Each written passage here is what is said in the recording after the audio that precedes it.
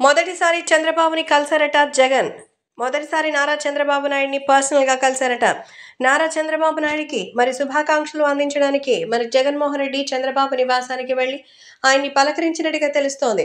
అధికారం, ప్రతిపక్షం కలిస్తే తప్పులేదు గానీ పాపం జగన్ ప్రతిపక్షం కూడా లేదు కదా! అందుకే పాపం ప్రతిపక్షం కోరేందుకు తగ్గి వెళ్లాల్సినటువంటి అవసరం వస్తోంది. సో జగన్మోహన్ రెడ్డి ఢీ అంటే ఢీ కొట్టే పరిస్థితి ఇప్పుడు లేదు. తగ్గి వెళితే తప్ప పనయ్యేటువంటి అవకాశం అస్సలే లేదు. నారా చంద్రబాబు నాయుడు ఇప్పుడు ఫుల్ ఫామ్‌లో ఉన్నారు. చంద్రబాబుకి అటు కేంద్రం నుంచి కూడా ఎంతో మద్దతు లభిస్తున్న నేపథ్యంలో చంద్రబాబు నాయుడు ఇప్పుడు జగన్మోహన్ రెడ్డిని కలవాల్సినటువంటి అవసరం లేదు. జగన్మోహన్ రెడ్డే చంద్రబాబుని కలవాలి. గతంలో ఫోన్‌లో అపాయింట్‌మెంట్ అడిగితే కూడా కుదరదని చెప్పినటువంటి జగన్ ఇప్పుడు చంద్రబాబుని అపాయింట్‌మెంట్ కోరి మరీ వెళ్లి కలిసినట్టుగా తెలుస్తోంది. దీంతో నారా చంద్రబాబు నాయుడు గారికి అర్థమైంది ప్రతిపక్ష హోదా కోసం జగన్ మరి ఎంతగానో తహతహలాడుతున్నారు.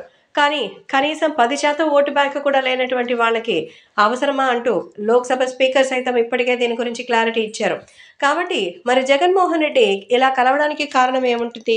మరి ఖచ్చితంగా నారా చంద్రబాబు నాయుడు దీని గురించి ఒక క్లారిటీ అయితే ఇస్తారని కూడా సమాచారం. చంద్రబాబు అలాగే జగన్మోహన్ రెడ్డి మధ్య జరిగినటువంటి సంభాషణ తెలుగు రాష్ట్రాల్లో సైతం హాట్ టాపిక్‌గా మారింది.